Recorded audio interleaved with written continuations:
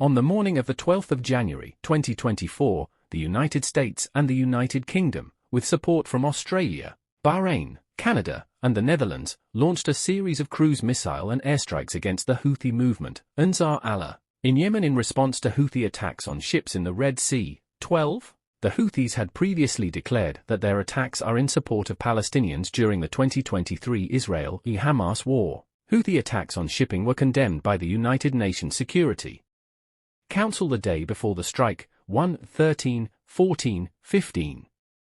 US President Joe Biden ordered the strikes, and UK Prime Minister Rishi Sunak convened his cabinet to authorize British participation, 16/17. American officials said the strikes were intended to degrade Houthi capabilities to attack Red Sea targets rather than to kill leaders and Iranian trainers. The Houthis said at least 5 people were killed and 6 wounded, 15/18. Background.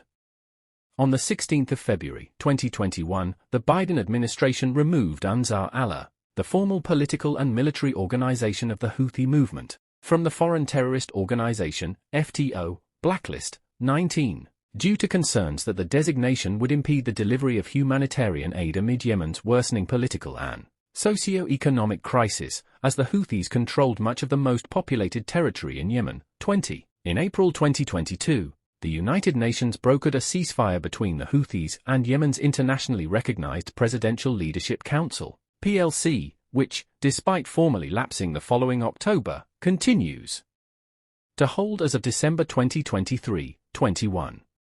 With the start of the Israel-Hamas war in October 2023, the Iran-backed Houthi-controlled Supreme Political Council declared its support for Hamas and began launching attacks on commercial ships transiting the Red Sea, especially in the Bab el-Mandeb, the narrow strait that connects the Red Sea to the Gulf of Aden. 23. While the Houthis initially claimed to target only commercial ships bound for Israeli ports or with some link to Israel. 24.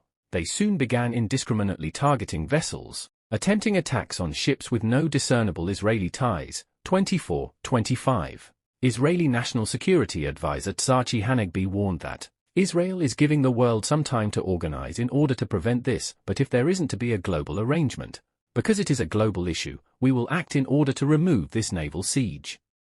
26. To launch attacks on Red Sea shipping, the Houthis use coastal missile batteries, loitering munitions, and fast attack craft armed with light autocannons, machine guns, and anti-tank missiles. 27. Before the Houthi attack on the freighter Maersk Hangzhou on the 30th of December 2023, the United States had shot down a total of 24 Houthi missiles and drones, 28, and deployed naval ships to protect Red Sea shipping lanes, but had not engaged directly with the Houthis. 29. A considerable number of freighters have continued to transit, with mostly large container ships diverting away rather than other shipping, with the strait continuing to be heavily used by bulk carriers and tankers which are under different contract arrangements, and often from countries supportive of Gaza's situation, so perceiving a minimal risk from ongoing Houthi attacks. 30. In the first week of January 2024, the average number of freighters active each day in the Red Sea included 105 bulk carriers and 58 tankers, down from 115 bulk carriers and 70 tankers the week before. 31. In contrast, 6 of the 10 largest container shipping companies were largely avoiding the Red Sea. 32. With relatively few container ships transiting the Bab el-Mandeb Strait from 18 December 2023. 33.